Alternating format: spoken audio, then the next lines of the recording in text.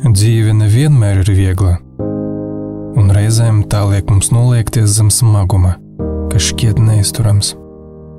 Taču atceries, viss, kas ar tevi notiek, tas viss ir nepieciešams. Nevis, lai tevi salauztu, bet gan, lai tevi atbrīvotu. Kā zelts tiek šķīstīts ugunī, tā arī tu šobrīd atbrīvojies no visa liekā. No maskām, šabloniem, no neīstās sevis daļas, kas tev vairs nekalpo. Sāpes nav tavs ienaidnieks, tās ir vēstnesis, kas norāda uz to, kas tevī sevi ir jāatlaiž. Viss, kas notiek ar vienu mērķi, lai tu atgrieztos pie savas patiesās būtības.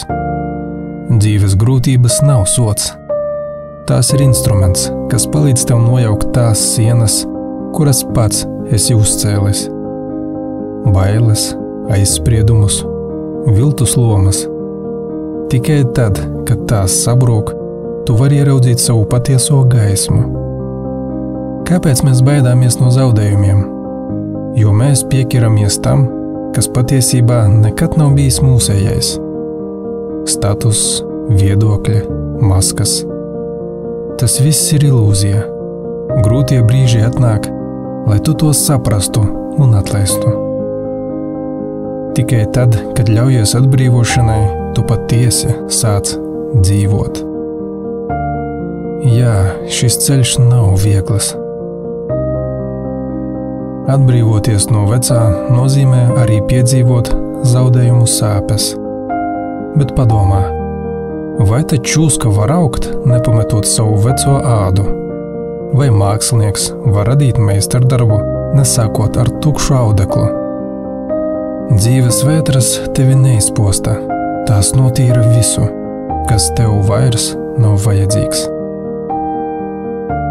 Un tikai tad, kad viss liekais ir aizgājis, tu esi brīvs būt par to, kas tu patiesībā esi. Šī atbrīvošanās palīdz tev ieraudzīt to, kas ir mūžīgs, tavu būtību, tavu dvēseles spēku, tavu saikni ar dzīvi un Dievu. Viss pārējošais ir kā vilnis, tas nāk un iet, bet tas, ko tu atklāsi par sevi šajā procesā, paliks ar tevi mūžīgi.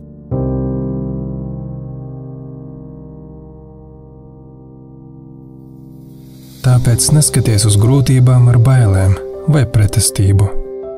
Pieņem tās ar pateicību, kā iespēju kļūt par sevi. Maskas ir smagas, un kad tās krīt, tu atklāji, cik brīnišķīgs un viegls ir tavs patiesais es. Tavs patiesais spēks nav ārējos panākumos, bet gan spējā dzīvot ar atklātu sirdi. Dzīves ceļojums ir par kļūšanu, par atrašanos šeit un tagad, par būšanu patiesam sev.